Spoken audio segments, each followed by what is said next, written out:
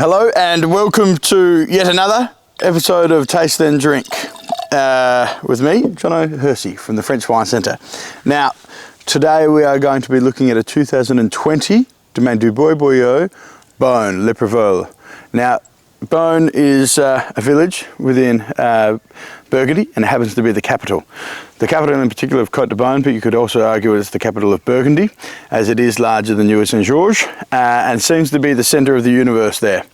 Now, let's start with Maxime. So Maxime Dubuet Boillot is a young vigneron that we've been importing since his first vintage in 2016.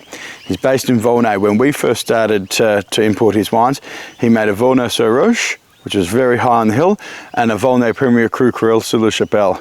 Now, since then, he's slowly been inheriting more and more of his family vineyards. He didn't take over his family domain because he wanted to really impart his own touch and signature to the wines, and that is very much lighter on their feet. While 19s and 20s and 18s have been very, very warm and darker than previous years and more flesh, they still are very expressive.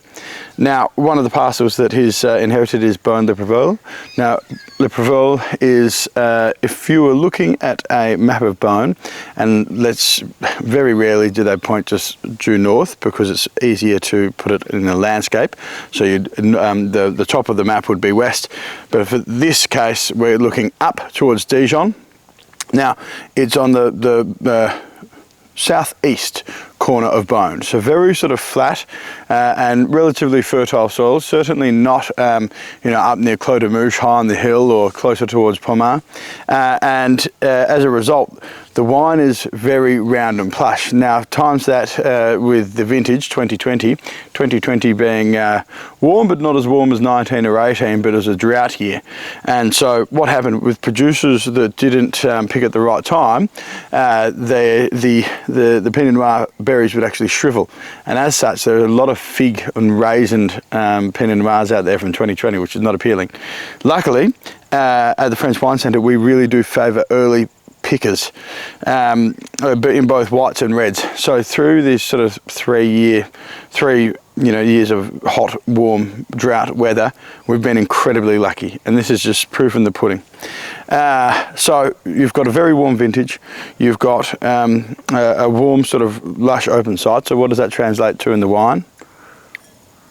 It translates to this lovely openness and very plush, and there's no mistaking it. You'll open this up and it looks like Beaune. A lot of people say, oh, Beaune, round Pinot Noir, and it is true, but it's still delicious.